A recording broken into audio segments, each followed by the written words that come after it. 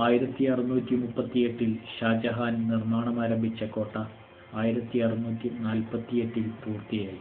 Mughal ഭരണകാലം തൊട്ടിതേവരെയുള്ള Indian സൈനിക ശക്തിയുടെ പ്രതീകമായി ഈ കോട്ട നിലനിൽക്കുന്നു.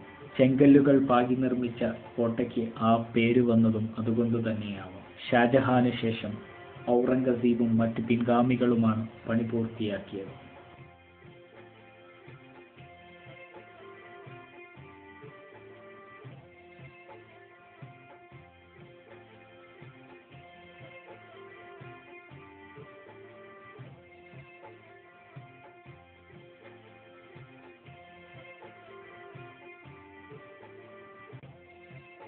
1666 ഷാജഹാൻ സിംഹാസനമൊഴിയുമ്പോൾ ഇന്നത്തെ ഇന്ത്യയുടെ വിസ്തൃതി പൂർത്തിയാക്കിയായിരുന്നു കടന്നുപോയത്.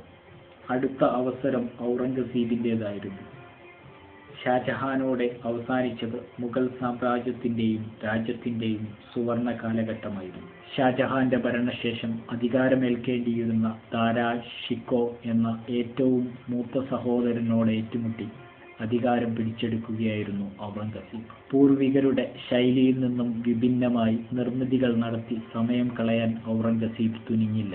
ഷാജഹാനോടെ അസ്തമിച്ചത് മുഗൾ സാമ്രാജ്യത്തിന്റെ നല്ല കാലമായിരുന്നു. ഇന്ത്യയുടെ ഇന്ന് കാണുന്ന ഭാഗമെല്ലാം തന്നെ അന്ന് ഔറംഗസീബ് സാമ്രാജ്യത്തോട് ചേർത്തുവെങ്കിലും ചില അംഗരാജ്യങ്ങളുടെ ചെറുത്തുനിൽപ്പിനെ പ്രതിരോധിക്കാൻ അദ്ദേഹത്തിനായില്ല.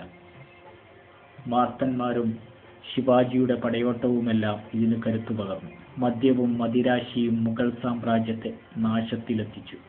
1707 ഔറംഗസീബ് വിട പറഞ്ഞു. പിന്നീട് മുഗൾ സാമ്രാജ്യത്തിൽ രാജാക്കന്മാർ വന്നും പോയിക്കൊണ്ടുമിരുന്നു. സാമ്രാജ്യം തന്നെ അതിന്റെ ശവക്കുഴി തോണ്ടുന്ന കാഴ്ചയാണ് കണ്ടത്. ശത്രു രാജ്യങ്ങൾ അങ്ങിങ്ങായി തലപൊക്കുമ്പോഴും മദ്യം തീർത്ത മതോന്മത്തതയിൽ രാജാവും ദർബാറും ഖവാലി സദസ്സുകളിലും മറ്റും അഭിരമിക്കുകയായിരുന്നു. ഒടുവിൽ കച്ചവടത്തിനെത്തിയ ബ്രിട്ടീഷുകാരും പതിയെ തക്കം നോക്കി ആയുധങ്ങൾക്ക് മൂർച്ച കൂട്ടാൻ തുടങ്ങി.